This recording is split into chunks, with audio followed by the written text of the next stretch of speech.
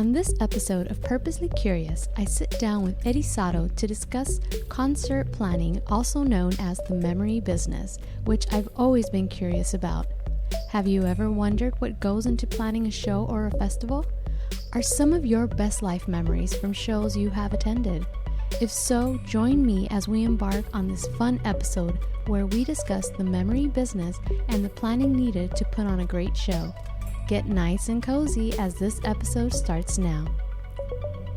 Hello, Eddy. How are you? I'm good, Mary. How are you? Good. Thank you for joining me and allowing me to interview you. I'm very excited for this. I am too.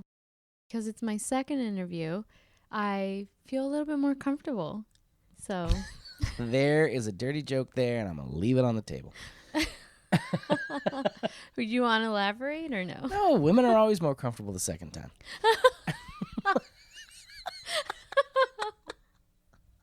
Yeah, cheers to that. So cheers to that, and that as we get more into these stories, you'll discover that music, yeah, we've got some loose human resource rules. Now, have you noticed today I'm not wearing any makeup other than mascara? I didn't necessarily notice that because I think, like, when we go out, we always hang out as, like, homies. Like, like, have you ever gone out with me where you went, I'm going to get done up for Eddy? Maybe the first time we went out. Maybe. And that was you asking me to go see that show at the El Rey. Yeah. Thank you for that, too. I'm down. Georgia Smith. You know me. I'm like, Yeah. well, let's go. Music? Yeah, let's go see it. At least then. I'm getting a little. Someone just pointed out to me that this past weekend, I didn't just have the opportunity to go. People invited me to go to that Harry Styles thing, to go to the Jonas Brothers shows, or to go to Rolling Loud. And I was like, I'd really like to just sit in front of my TV and watch Charlie Brown Christmas special. Like, I just don't want to do anything. Like, yeah, that sounds fun for the kids. I'm going to stay at home. So a lot of the places and concerts that I've gone to, I feel like everyone's a lot younger. I see that now. That happens. Those are the best of us. But the reason I'm not wearing makeup is because you had tweeted something recently. Do you mind if I share? Yeah. So one of your friends had tweeted, or I don't know if you just saw this tweet or if you actually know this person. No, I don't know her. Now I just realized what you're getting at. Yes. So she tweeted, after being single for the first time in almost 7 years, I've learned that grown-ass men do not care about stretch marks, cellulite, stubble, blemishes, periods, mostly anything you're self-conscious about because an ex made you insecure. This has been a PSA. And you retweeted it with a comment and you said, this is truth. Ladies, the horrible cosmetic things you do to yourself aren't necessary. And I retweeted you and I said, after my photo shoots where they would do my makeup, my ex would tell me to take it off. Like when he would see me, because he felt like it was too much. In the pictures, it looked great, right? But in person, he was like, yeah, I don't like it. Like, I did not know you were responding to my tweet. I was. Oh my God, and that so makes so much sense. That's why I have no makeup on today in honor of your tweet. Oh, that's very sweet of you. But literally, I saw that tweet from you, but I didn't know it was in response to the thing I had retweeted. And I wish I would have known because I wanted to respond to that. I just haven't had time. I'm really bad about responding on Twitter. I'd like that's okay, and I'm because Twitter I love you so much. is my once a week thing. Yeah. Oh, but, it's like a once a day thing your for me. 50s pictures you do, like, it's funny. I get probably where he was coming from, like the overdone thing, but those pinup pictures you did are like hubba bubba. Like that is like that was legit.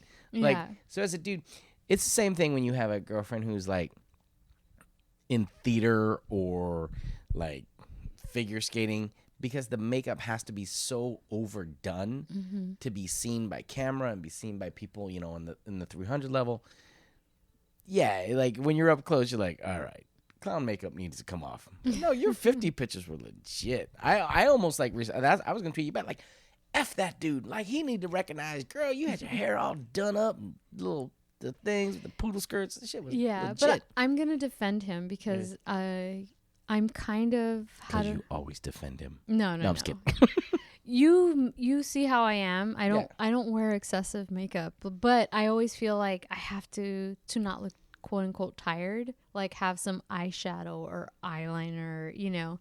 So that's what he was used to seeing. So then I felt after the photo shoots, because they did my makeup, the whole contouring thing, I felt like a clown afterwards because it's not normal for me. Mm-hmm. So I understand where he was coming from, if that makes sense, because all of a sudden it was like, dude. I understand sorry if that clang. No.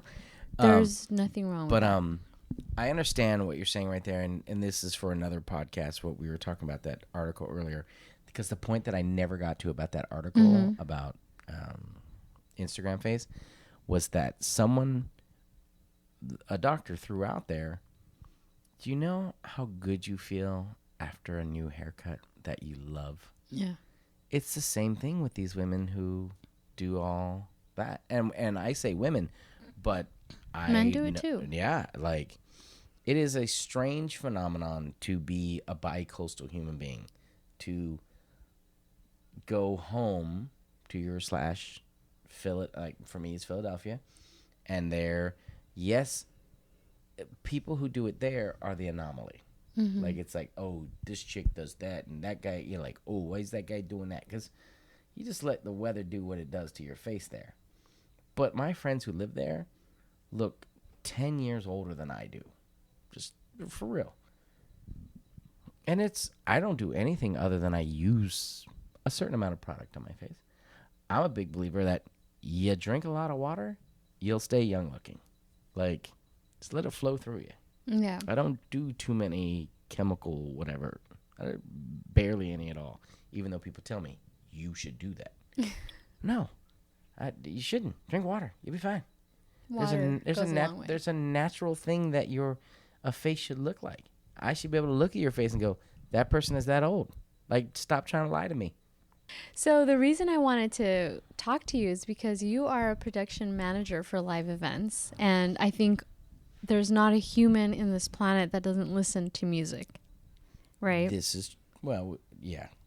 I mean, maybe. We'd hope. I tell you, a few years ago, I did an event with Music Care Salute is my favorite event that I work on every year. I didn't do it 2 years ago, and it doesn't look like I'm going to do it this year. Oh, yeah, it's because the Grammys moved this year, and I'm going to be in the Dominican Republic. I'm pretty upset about it.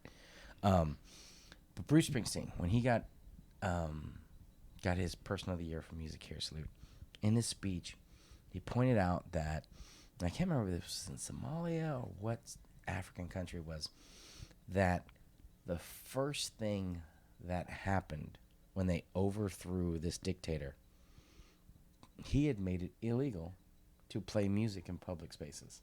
The first thing that people did was play music and dance in the streets. Yeah. It is a universal language of joy.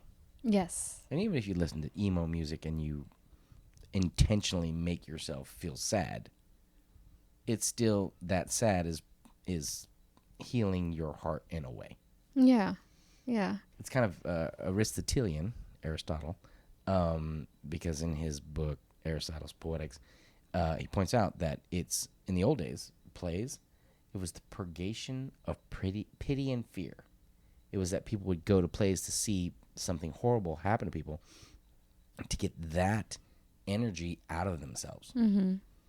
And music does that. Music, you will go to joyful music. You'll go to music about breakups. Like, you can go to the song that touches your heart about what's going on with you. Yeah. I lecture at USC in the music industry program, and there's these 5 rules that I give the students about that I believe you need to have to survive in this industry.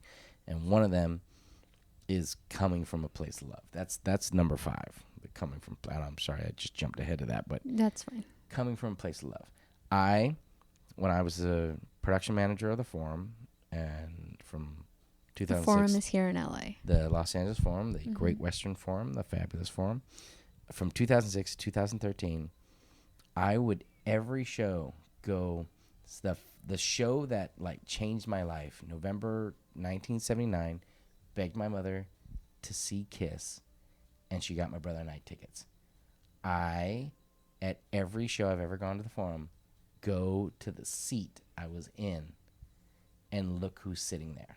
Really? Yeah. And like, you have that access. Yeah. Well, I mean, no, it's just a seat. I know where it is. It's just above Forum Club Landing. Oh. And the funniest was I went and saw Black Sabbath. I walked up to the seat just to see who was in there. It was Jerry Cantrell from Alice in Chains, and I was kind of, no, you've lived your life. You've had your dreams. I don't need to give you any kind of speech. Because a few times I've seen like a little kid sitting there, and I've just looked at them and be like, that was the seat I was sitting in when I decided what I needed to do with my life.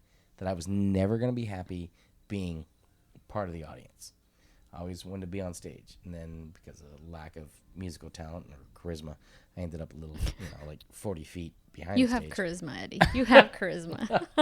But yeah, so that was, so what I tell my students that come from a place of love, that one of the things is, music's, I also tell people, like, we're not curing cancer.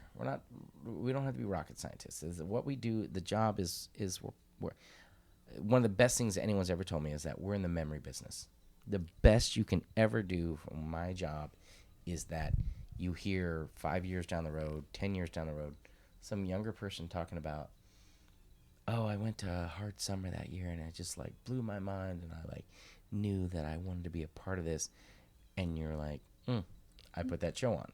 Mm-hmm. And I point this out all the time that I like the love of music and what music can do for you. I hate Sting. Like I love the Police, but what Sting represents, or no, what he did to the post-Police, like people forget how great the Police were and like their punk undertones and how like great intellectual lyrics. I mean, the like that old man in Nabokov's book in the Don't Stand So Close to Me, like how like next level is that lyric. And then Sting goes on to Fields of Holly, whatever. And when they did the reunion, I told friends, this is either going to be the greatest tour we've ever seen if, was it Stuart Copeland's the drummer? And yeah, Stuart Copeland. If he can make them rock, it'll be great. But if Sting and Andy Summer get a hold of it and turn it into the jazz standards tours that they've been doing, it's going to be terrible. Mm-hmm. And sure enough, I went to one of the first shows, and they open with my favorite Police song, Message in a Bottle, and when it should be Sting's bass solo, it becomes like a reggae, ska, jazz nonsense thing that I threw my popcorn at the stage. Not true, but what I'm getting at is that there's a lyric in Message in a Bottle that says, guess I'm not alone at feeling alone. And I was at 13 years old, not in a good place. I come from a family that has depression issues, and I may have been about to make a decision that wouldn't have been good, but I had music on. And that lyric, like God had the radio dial, and that lyric came out of the speakers into my ears and hit me like just a ton of bricks. That guess I'm not alone at feeling alone. Mm-hmm. Like we all at some point in our lives feel alone. So in that moment, you felt like you weren't alone. Mother effing Sting saved my life. And I actually told him that story. I got that was the benefit of how I've come up in this industry. That you get to tell your heroes great things. And sometimes they look at you like, that's great. But 1,000 other people have told me that. And it's kind of special. Like when I told Paul McCartney that I Want to Hold Your Hand is the first song I ever learned because my mom made us hold her hands. Like that was the song she would sing, that we would hold her hands in parking lots. And he was so sweet about like, oh, that's a lovely story. And meanwhile, I'm like, you jackass. Like, Is that your I'm British sure impersonation? Paul McCartney has probably heard that story a million times. Like, a million people have told Paul McCartney, and that's what you're going to open with? Like, ugh. Well, I think that's a great story. Yeah. And, having said that, you talked about music and the connection to people. Me being from my background without saying what I do, there are studies that show that people who have Alzheimer's disease will respond to music from the past. And like they may not be able to talk, may not be able to remember their loved ones, but put that music on, they will remember those notes. It's one of my favorite Netflix documentaries because there is a assisted living, an old folks home, for lack of a better term, right around the corner here. And every Christmas I go and bring them a box of books that I've read during the year. Take them over there. And the first year I did it, it wasn't good. It wasn't good.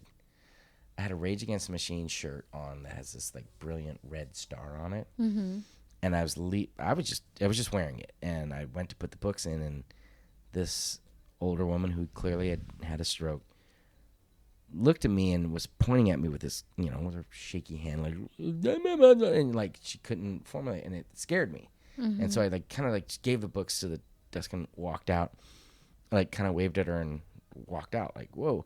And then I got in my car and like my ear finally processed what she was saying was, is that a star on your chest? And I can understand it. And I felt bad. So I got out of the car and I went back in and I went, yes, it's a star on my shirt. Like it was important for me to like not have her think that she scared me, even though she did. But it was like, that was on my end. And I've asked them, I've done it twice where I've just sat in the lobby and read books to old people, and I will tell you, it's like, it's like I do a lot of stuff in the year, but sometimes I feel like I don't do a lot of like cleansing of the karmic slate, and I feel like when I go read to old people, because that music thing, like it's incredible. I've seen that documentary and I've heard of it, where, and I 100% agree with it, because I know that like certain songs come up and it takes you to a place, triggers like, memories. It takes you to a place, and I joke around all the time that on my little 45 record player that I had as a child in 1977, I took C is for Cookie by Cookie Monster off that, and then put on Casablanca Records, I put Christine 16 by Kiss. And I still laugh because I'm like, how could I possibly know what Gene Simmons was talking about in that song? I just knew I loved it. I just knew that it spoke to me at 5 years old. Spoke to your soul. It spoke to me. But Christine 16. Like, I still like, I got to have her. I'm like, yeah, I can't wait to get a 16. I'm going to try and find myself a girlfriend named Christine.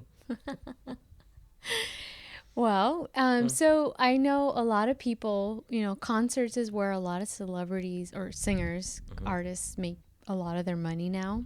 And so the reason I wanted to interview you is because you have a lot to do with planning those shows. You do shows that are pretty big, right? And then you do festivals, or you have worked with festivals. One of the festivals that is dear and really close to my heart is Coachella. So I went so many years consecutively. And so until I hit 30. What years did you go between and what? I went from 2009. Oh. Yeah. So I was that. Okay. So that was that the year. Was that my the last first year? year working on site. 2008 was the first time that I actually. That's not true. I did something for the actually I did something on the second. I always forget. There was the first Coachella in '99 that they did in the fall. Took 2000 off, and then in 2001, a friend of mine who worked for Golden Voice at the time hit me up that an artist had booked themselves into the wrong airport and was wondering if I could swing by. And it was, I believe it was the DJ Miguel Miggs. If I could swing by the Ontario airport, pick him up, and drive him out the site. And if I did that, they'd give me and my girlfriend like backstage passes, and we can come to the show. So we did that. So I picked up Miguel Miggs and took him to the Sahara. In the old days, where you just literally drive up. Yeah. Like, oh, I got passes. My friend will bring it out to me. Yeah, so that's how far back I go with Coachella. But 2009 was my first year as the director of artist production for Coachella. Isn't that amazing? In 2009, was it still a day-to-day pass that you can purchase? I believe so. I'm gonna say I think it was. It literally, the next year, 2010 was the first year Yes. that Coachella made money. Yes. So for those who are really young, and I'm 36, and we don't need to say your age. I'm 47. Look how handsome I am. I remember Coachella being where you could buy day passes, and so people would buy. People out here in LA or the Southern California area would buy like, oh, Tool is playing on this day. I'm gonna buy tickets. By the way, Tool played Coachella before it was fun. Or not fun, before it was hip and cool. Rage was there as well. So this is what I'm getting at. And then 2010 was the first year that it was like, oh, we have to buy the 3-day passes. And I remember, if I'm not mistaken, Jack Johnson was playing as well. But me and my friends had this conversation. No, was that? Or was that the year after? No, I'm gonna say Jack Johnson was before that. Like, that's how old I am. I don't remember advancing. I feel like Jack Johnson was like 2008. I swear Jack Johnson was that year. I could be wrong. I may have just skipped, but I felt like my either 2009 or 2010 was like the first year that like they really stepped up their game and had. I feel like 2010 was a Paul McCartney year. I don't remember. I remember Jack Johnson for some reason, but. It was a big deal because we were like, oh, it's 3 days now. It's not like we could just buy a day, and we did it for a few years. My friends still go, but I retired at age 30, which was like 6 years ago. But so wait, you went 2009 to 2013? 13 now or 4? Yeah, 13 was the last year. I'm gonna say that's kind of funny because that was. Almost. So the span 2009 through 2012 was the 4 years that I was. Actually, I got to do this math. That I was the director of artist production. And then some things went down. And then from 2013, 14, 15, 16, I was the Mojave stage manager. So, yeah. So 4 of those years, I was in charge of artist production. Yeah. Yeah. So people who have not, a lot of us go to concerts, and I don't think we realize what goes into a production. And that's one of the reasons I wanted to talk to you. Is like, we can talk about a concert that's just a concert, but for a festival like Coachella, like, walk me through beginning to end, to, beginning from when you guys start planning to when the artist goes on stage. Okay. Well, the simple thing for just a straight up concert, like say the Forum, that amuses me is that people don't understand the hours we keep. Like, we are there sometimes at 5, 6 a.m. in the morning. I love it when my friends are like, oh, I'm putting, I'm working on this show at the Bowl or the Forum. And they're like, oh, well, you have time to have brunch? Like, no, I will actually be at the venue at 5 or 6 a.m. Excuse me. And then I won't leave till 3, 4 o'clock in the morning. So the hours that we keep, but a standard concert is a standard concert. There's the buildings involved, the tours involved, the promoters involved, and the promoter is everyone you hear about, Live Nation and Golden Voice and AEG presents, like, or Nederlander. That's what that is, but they've agreed to promote a show in the local venue, and is what it is. Festivals, it's a different animal. It's funny how I've watched the festival business change. To a large degree, festivals, and the granddaddy of them all Woodstock was the grabbing of a location. The when you look at European festivals, where they're held at, where you look at Bonnaroo, where you look at, well, Lollapalooza to me is a little different because I remember when Lollapalooza was a touring festival. But Coachella, I can't remember if there was anything else before it, but there was a big deal where Pearl Jam didn't want to play in Los Angeles. LA audiences are tough. It's like if you go and see a concert, same tour, same artist in say St. Louis versus seeing them in LA, it's a different experience. Mm-hmm. The LA audience has its own issues, and a lot of bands don't necessarily enjoy playing Los Angeles, and it's brutal backstage because of over who wants to be there, who thinks they're a star, who thinks they need to be on your guest list. You're just bombarded. Mm-hmm. So Pearl Jam played the Polo Fields. Polo Fields, for those who don't know, is where Coachella is. Yeah. And I guess they played there in 98. And it became a place where, and I don't know what the deals were, but Golden Voice was, you know what, we should do a festival out here. So they did Coachella and lost a lot of money. Like, yeah. The following year, a rave went out there together as one. I was there. Fantastic. Awesome spot. And the location really, like, people started understanding, like, this is a great spot. Like, if you can commit to doing this, it's going to be successful. And I don't remember which Coachella finally bankrupted Golden Voice, and they had to sell to AEG. Mm-hmm. But Paul did a great job of being able to, like, hold on to his baby. Paul Tillett is who I mean. Great guy. And over the years, it's kind of fun. There's some photos of, like, aerial photos of Coachella, of the site grounds. And I was just talking to someone about this the other day about the photo of year one. You can see that they've shoved all the stages in super tight to each other and then put a giant merch, like, circle of tents so that the space seemed full. Like, if you can grasp this, people actually park their cars directly behind the stages on those first Coachellas. Wow. Like, the footprint now is across the street. Like the stages that were all parking lots, like, they're now stage areas. It's that huge. So when I watched this growth of festivals, is that it used to be a site. You'd find a site and you're like, this is gonna be a spot. Like, I want to have my festival here.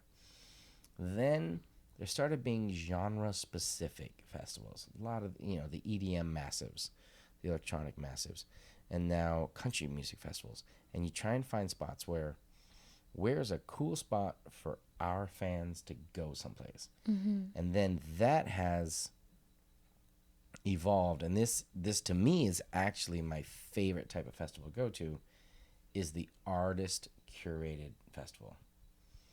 I go to Eddie Vedder's Ohana Festival every year. I've worked on the two initial Post Malone's festivals in Dallas, which is amazing to work on because Post could not be a nicer human being. He's from Dallas, and I don't want to give the secret out for people who don't know, but his dad works at Cowboy Stadium. Mm. And again, could not be a nicer human being. And so the festival they put on, and then Travis Scott does Astroworld, and Pharrell, who's from Virginia Beach, does Something in the Water. Like, all these festivals. Taylor Swift now has, I don't know where it's at. I don't know where she's from. I haven't read up on it. But artist-curated festivals are the new thing. And to me, those are my favorites. Like, the ones I've gone to, I get it. It's an artist asking their friends, hey, I dig you. I may want to perform with you. I may want to come out during your set. Let's have a party together. Let's throw like a great concert for my fans. And maybe I'm going to introduce them to like, maybe my fans don't know who you are, but I'm going to, if they like me, I'm going to let them know I like this music. And it's really cool to watch. Yeah. Now, the putting together of a festival, it's a good time. The very first thing you obviously need to have, and you're going back between is the location. I mean, even when it's artist curated and they want to do something, you got to have a location. We are currently working with a festival here called Beach Life down in Redondo Beach. And the area that they were able to secure through some relationships with the city, and it's amazing. I'm not going to get into it on here because I don't know legally what I can say, but they found a situation in that city where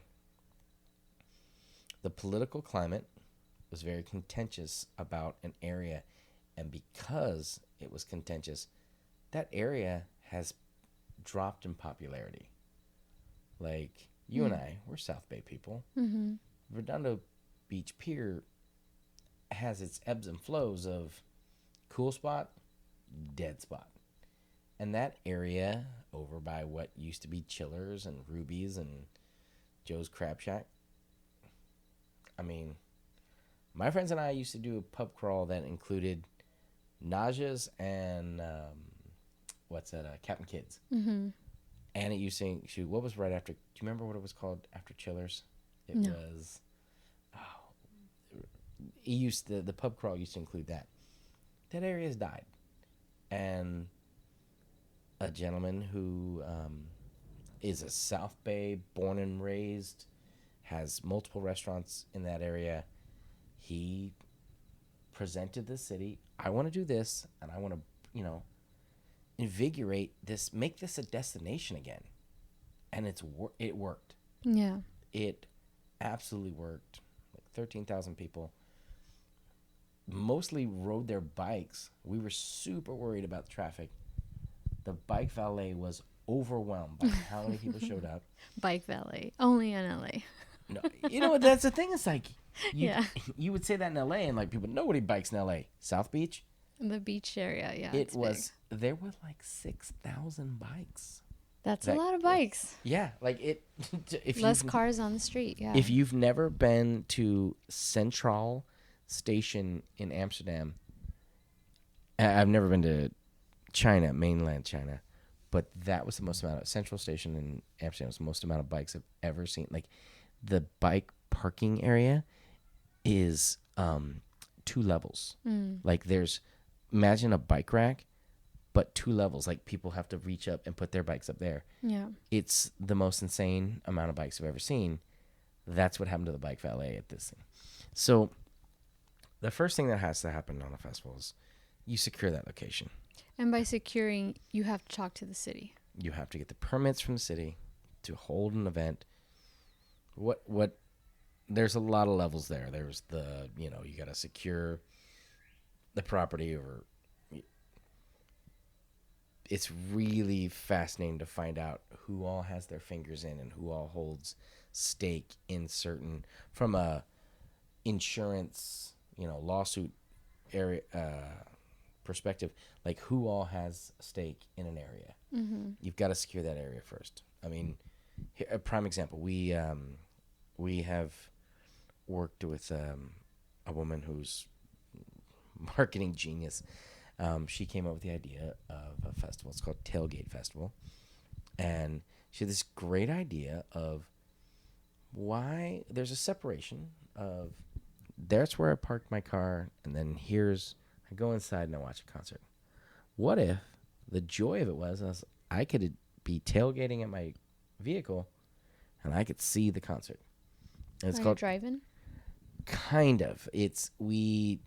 there is a secured area where people get out of their cars and walk and stand in front of the stage. Just from a security standpoint. But you can, if you wanted to, stay at your vehicle and watch the show and just enjoy your tailgate. Mm-hmm. And the first year, there was some wrangling about nobody wanted to permit the event. You're allowing people to bring in alcohol. You're not, like, people aren't going to buy right then and then bringing it back to your car. You're bringing in your tailgate. So there was a lot of safety and legal issues that a lot of municipalities didn't want to take on. Mm-hmm. Inglewood accepted it. We did in the parking lot of the Forum, and it was a shocking success. Not the best place, because you literally could not, from your car, because the building was in the middle of the parking lot, you couldn't see, not everyone could see the stage from their vehicle. So this past year, we found a fantastic site for it, one of those sports super parks. And you know what I'm talking about? Elaborate. It's to me, it's the biggest thing in America over the past decade, is all these different cities who've created sports super parks.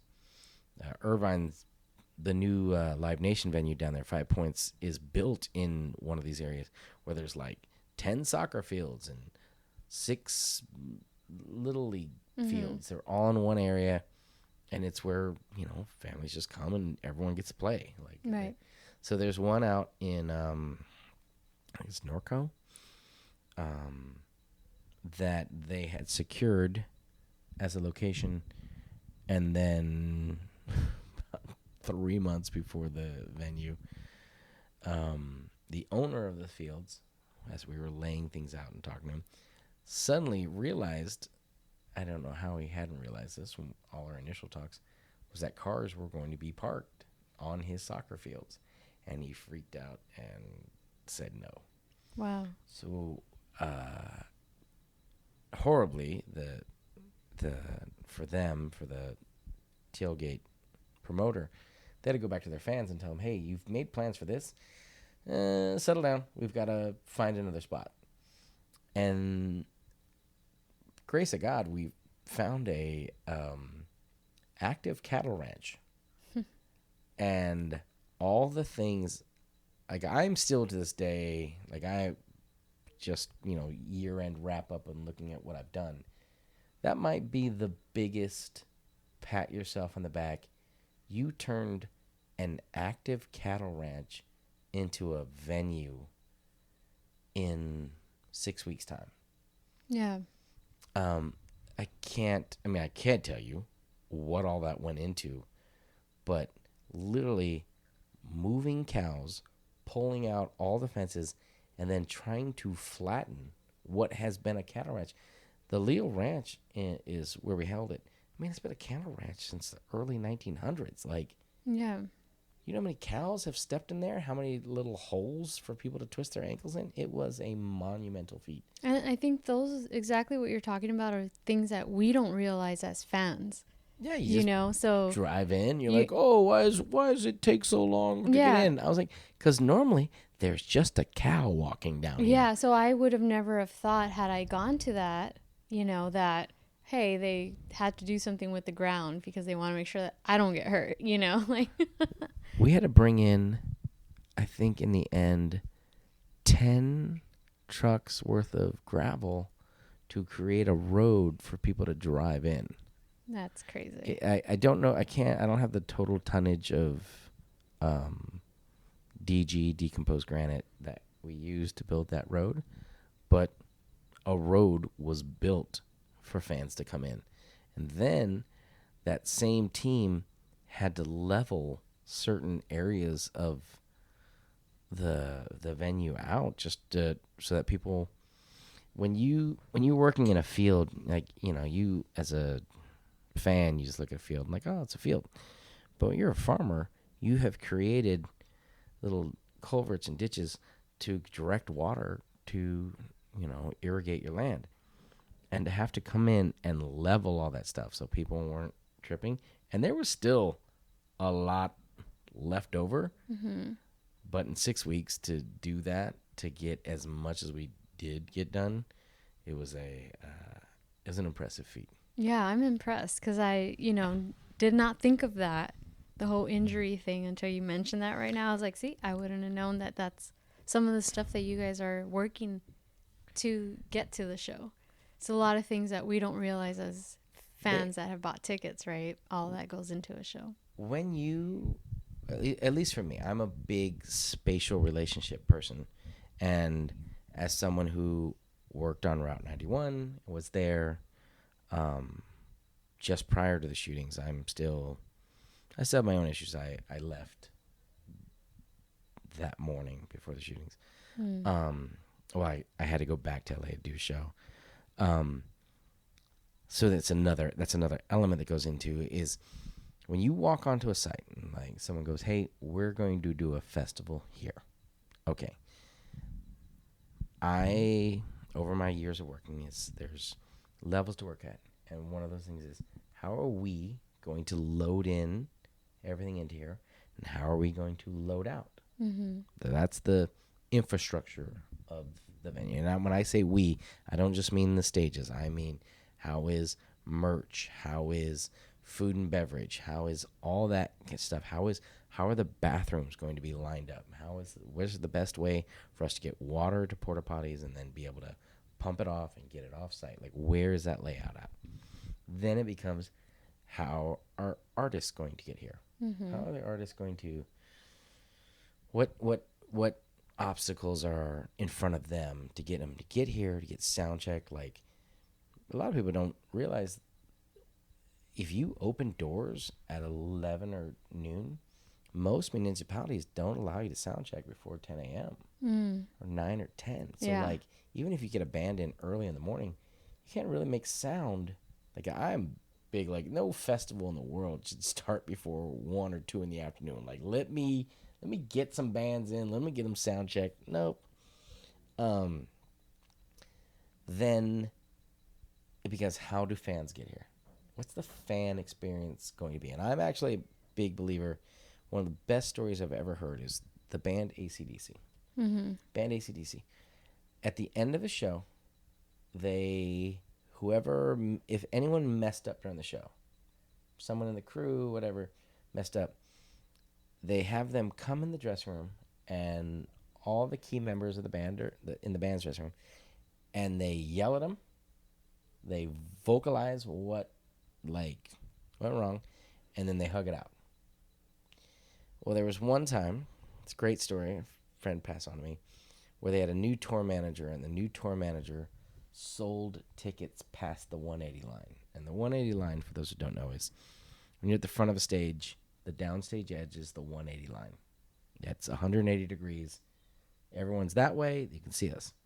When you go to a show where it's maybe open to the 220 line or the 270 line or 360 sold all the way around, there are certain concessions that have to be made, like where we place audio, where we're placing video, so you can see the band perform. Mm-hmm. Well, AC/DC was very big that you never open tickets past the 180 line. It's not good sound. It's not a good view. That was what they expected. That was their thing. Mm-hmm. Well, this particular new tour manager opened it past them. And they recognized it. Like, what are those people seeing? What are they hearing? They're not getting the best experience. And so they came off the stage like, what in the hell were people sitting over there? Did the venue just let people sit over there? Like, da-da-da? And the new tour manager's like, oh, no, we sold them as this obstructed view. Psht, into the room. So they start screaming at him about that is not their objective. That's not their deal. They never want to sell obstructed view They tickets. want the best experience for their fans. So they pointed out to him, we have 3 rules. We have 3 questions at the end of a show. Did the fans have a good time? Did we have a good time? Did we make any money?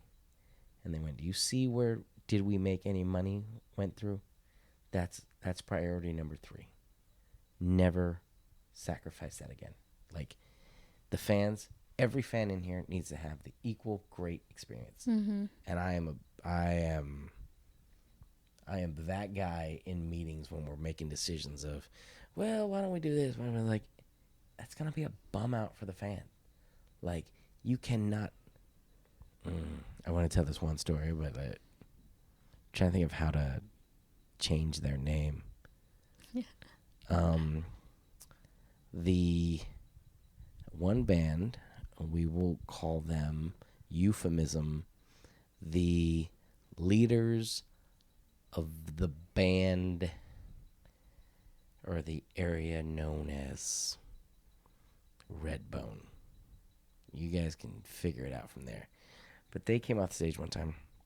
I sat the wheel turn, and we were getting close to the curfew, and I walked over to their manager, and he was standing there with the band, and they were, doing the break before they went back on for an encore if they were going to do it. And he looked at me and was like, yeah, you got about 15 minutes, so you might want to get back out there.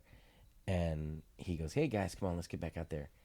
And this band, bunch of brothers and a cousin, look, can I curse? Yeah, please. I want that E okay. on my... They were drinking beers, having a beer after their set, and they went, fuck them, make them yell louder. And I heard that and went on my radio, all right, go House Lights. And their manager was like, no, what are you doing? I was like, fuck your band. Like, dude, you guys are a bunch of rednecks. Like, without that, all that noise out there, I know this is an LA audience and they're not big at giving it up for an encore because they're a seasoned audience and they come out they see a lot of shows in this town. You got to kill it when you're in LA. You got to kill it. And, like, to make people scream. And I was like, and you're like, fuck them? Like, make them yell louder? You make them yell louder. That's your job. That's your job, bunch of douches. That was, I think that was the first time I ever got in a fight with a band. It was pretty good. Really? Oh, yeah. Ugh. Yeah. And they're still douches to this day. Yeah. You know who I'm talking about, right? No. We'll talk about it after. Okay. Yeah. They broke up after a pigeon dumped on the lead singer. I called that karma.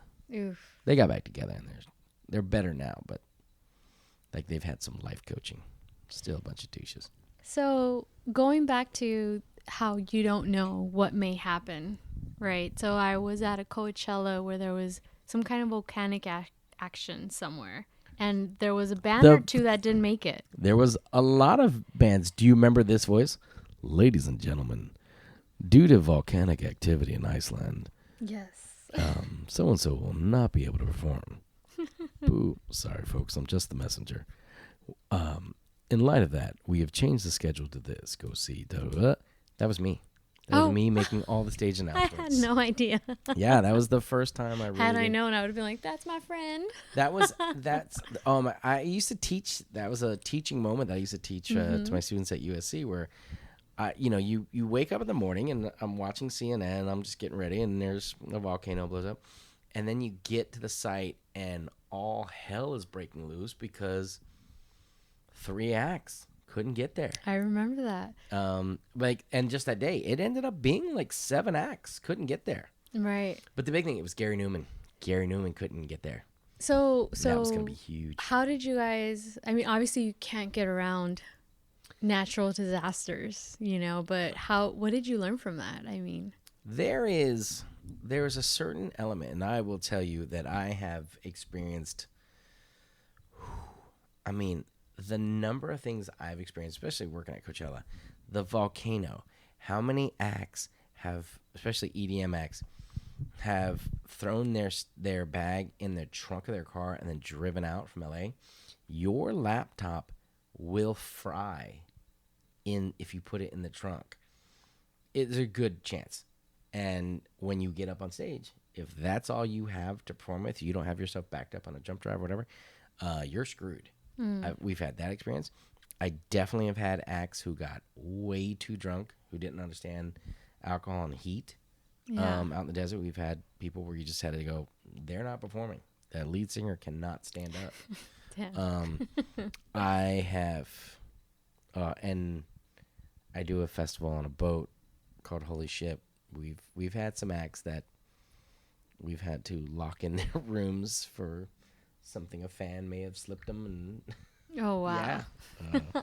I feel like I could do probably a few episodes with you on this alone. There's definitely some friends who just want me to do a podcast telling stories of ridiculousness that have happened at situations. But the stuff that happens at festivals that people don't see behind the scenes, there's so many. But really, when I want to go back to the artist curated thing, because I think it was a huge step in Coachella's thing. When you do a festival, when you're a young festival, and you're trying to save money, one of the big things you do is, this is the festival rig. Like, here's the festival audio, here's festival lighting, here's festival video. You got to make it work. And there's a back and forth with the promoter and the agents and managers about what we're going to do and how we can save money, and we're only selling this many tickets. There you go. But I can't remember if it was 2009, 2010. I feel like it was 2010. Might have been later. Is when Coachella really started accepting, let's do something cool with certain artists. And I will never forget, they had hired, is it Momentum Factory? I'm just blanking on the name right now, and I apologize, because they're a great company out of Canada, to do something with Arcade Fire. And it's an animated line drawing. It's like old Mac 2C kind of motion graphic thing. And it was, we want to do this with the band Arcade Fire, where we are going to drop inflatable balls off the roof that have an LED inside them that is set to that there's an app that they would light up differently. It's not like they would just randomly were a certain color. Yeah. They could make all the balls glow blue, or all the balls blue. I feel like that would have been 2011 or 2012. Yeah, I feel like it was after the McCartney year. And I just remember them showing me this wireframe video of what they were hoping to achieve. And I remember turning to my coworkers going, if I was an Arcade Fire fan and this happens, I am bawling. Like, the emotional impact of this. And it's funny because I kept the wireframe video on my laptop. I play it every now and then just to go from something this small to what that moment was. And they created a whole website where, because everyone kept the balls, like the fans kept them, and they very specific. And there was a thing on the ball that said, please document where you take this ball. And it was a website for years. People like balls, ended up all over the world. That's amazing. But that artist input and taking your festival to the next level. When Black Sabbath got cancer, one of the members of Black Sabbath got cancer, and they had to bail out on Coachella, and they brought in Dre. Dre essentially put on the greatest hip hop festival within Coachella. So that's why they. Yeah. I see. Another thing I didn't know is, people can pull out for A or B reason, right? So I had no idea. Oh, and then you have to scramble to find, a replacement, and it's interesting because that's when Coachella went youth. Like, I this past Coachella, and how many people complained about and Ariana Grande or whatever. Like, it was when I officially went, I'm too old for Coachella. Yes. But Coachella doesn't need to stay me. It doesn't have to cater to me. No. I'm old. And I think do your thing. I totally agree with that, because I feel like every year people are like, I hate this lineup. And so it's like people are like kind of snobby in the sense where we're like, I want to line up that I want to watch. And I've told people, like, look, regardless of who's playing, it's an experience in itself. So you just have to go and experience it, because I feel like Coachella's come to this whole thing weekend experience where you guys have so much going on, the art, just to keep it kind of lively. Yeah. I don't remember it being like that when I first started to go. And by the time I decided to quote unquote retire, it was like definitely a lot of stuff going on, a lot of things to get people that maybe different. weren't your thing. Exactly, but But I it's the thing enjoyed that it. makes the festival stay healthy and vibrant and relevant. Yep. And Yep. that's a huge thing for me, is that as I get older, I understand I'm not so much relevant. I'm not so much Yeah. relevant in the young person music scene. I'm not. Who the hell wants 125,000 mid 40-year-olds in a field? Like, Nobody. yeah, Not. like I what's don't the? even want to be I in don't a wanna be field there. that long.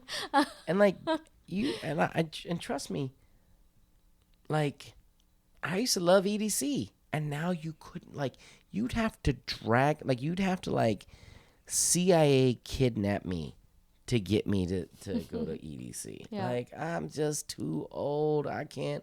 I'm not staying up all night with the Yeah. and like go put some clothes on. Little. I'd like in the old days I'd be so excited, and now no. I got Yeah, nothing. and I think that's something that we all have to accept is that it's geared towards the youth. 20s, right? Well, Early 30s. well, and this is in when I go back to the current artist curated festivals, because it's not necessarily a new thing. Like I understand Bon Iver does this kind of off the radar festival in Wisconsin, where they're from, and it does well, and it's great because people love to go be with other people. There's a festival called Pickathon in Oregon that friends of mine go. It's like a bluegrass festival in Oregon. I have no idea, but my friends who go have an absolute blast. It's The geared towards that type of person's personality of what it is exactly. they want to do. And one of the things you're going to see more and more of now are the weed focused festivals. And why not? Let's get because one of my favorite things to go to for years with friends of mine was the Oregon Brewmasters Festival, beer festival. Mm-hmm. Why not allow people to have a weed festival?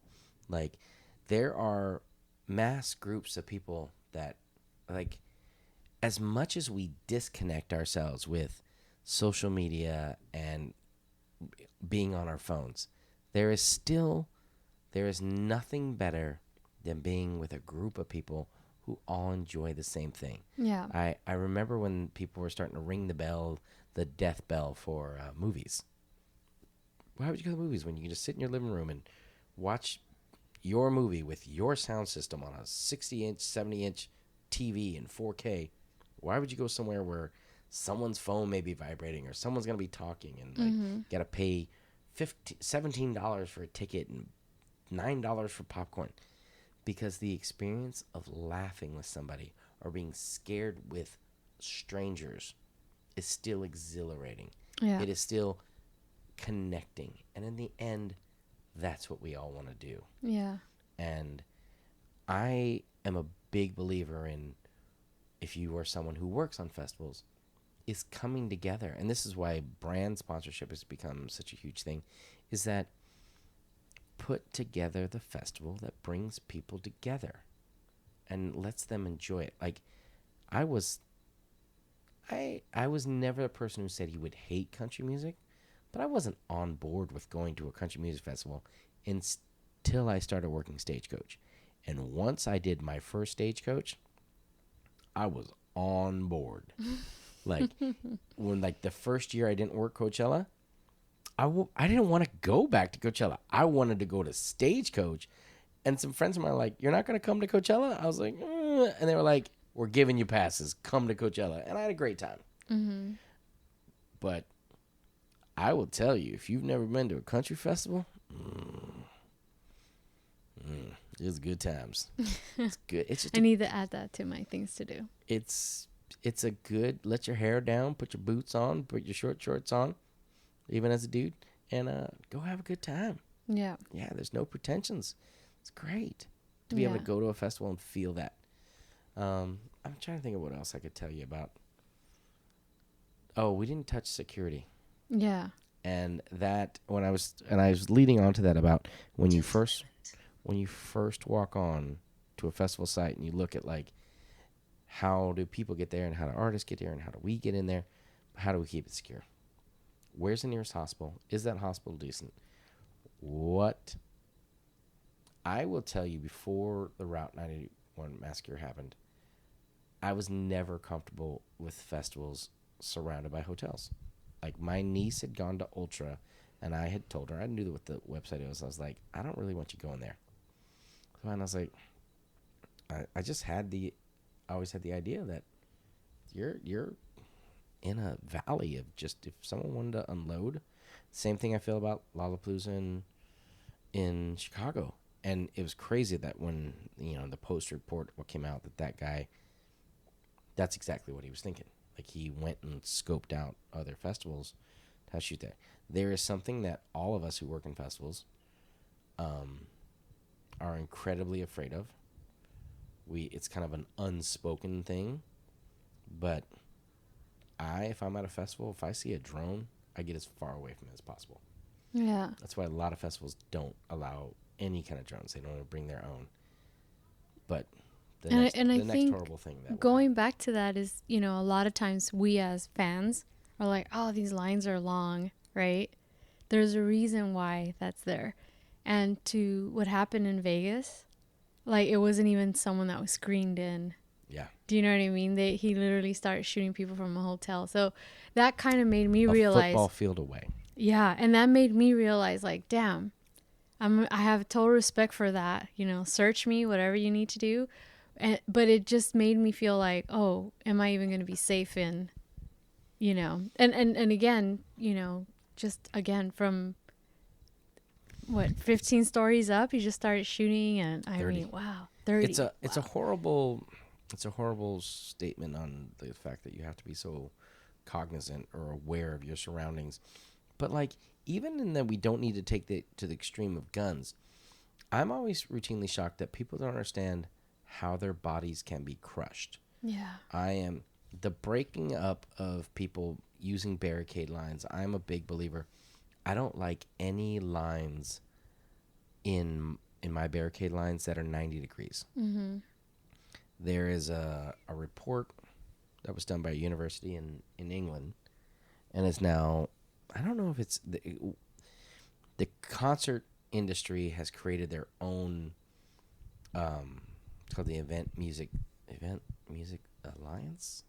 I may have that wrong, and I apologize to my friends who are part of it. Where the music industry and certain members that I'm friends with, we all understood that if we didn't regulate ourselves, government was going to regulate it, and it was going to be over the top and not actually pliable. So, like, the standards for, there was like, I don't know if you remember this, but there was like 3 temporary stages that collapsed within 18-month period. Like, it was the Sugarland thing that happened in Indiana. There was something that happened in Canada. There was another thing, it was Beck in Toronto, maybe. No, it was Radiohead, I think, where the stage collapsed. The thing I was saying about the barricade was that if you put a slight angle to your barricade line, so that, when you do like a T barricade Mm-hmm. or one that goes in front of a house, if your barricade is straight, the human surge, you're just going to crush people against that barricade. If you put a slight angle of it towards the stage, bodies that are being pushed on will flow out, like literally just move outwards like water. Yeah. So when I teach my students or lecture them about festivals, I point at certain things and go, this is deep water. So think of like your stages as the lowest part of a lake. So the heaviest mass of water is going to move that way. And then here's your merch, and then here's your bathroom. So these are the areas that water's going to flow to. How do you make that flow easy? Yeah. Because if you put things in between things, then you're breaking up the flow, and people are going to get stagnant and stuck in a certain area, and that is bad. You want motion in your festival, and it's a big point for me to kind of point out to people that, like, think of people as water, as droplets of water. We got to move them around. Yeah. And again, these are things that none of us who are buying tickets realize is going ever think into about. the planning. And that's amazing. But the more and more you go to festivals, I think as a fan, and because this was big for me when I was like whenever I talk to my higher ups or planners, where they go, well, we'll put this here and we'll put that there. And I'm like, hey, just, putting that there is a bum out. As a fan, like, I don't want to do that. I don't want to have to go there. Make it so that I can just do like a circle. Like I'm just like that, and then cross there. Like, make it accessible and easy for me. Yeah. Don't make it a bum out. Well, thank you so much for letting me talk to you about what it is you do and your experiences. And, I really appreciate it. My pleasure, my friend. I loved doing this. Yes, and we shall do it again. I feel like you and I have a lot of different random subjects we can talk about. I feel like because you're like, what's it called? Purposefully curious. Like, there's a lot of things, because I'm one of those people who Renaissance, like, loves going and investigating things and traveling. And I've had a few different jobs. Like, I wrote for children's cartoons. I worked in celebrity PR. I work in music. Like all the little behind the scenes things. And I'm so proud of my friends who are writers, because I used to do it and they still do it. We give each other shout outs in shows. Like, I'm mad one of my shout outs got cut out of, what's the movie, Always Be My Maybe? Yeah. I saw an early screening and a friend gave me a shout out in that movie, and then it got cut. Oh. It's okay. As long as you know in your heart that it was there. I know my friend gave me a shout out in the movie. Well, thank you so much, and I appreciate it. And I hope to maybe interview you again. So that'd be awesome. Let's go eat. Yeah, let's go eat. All right, thanks.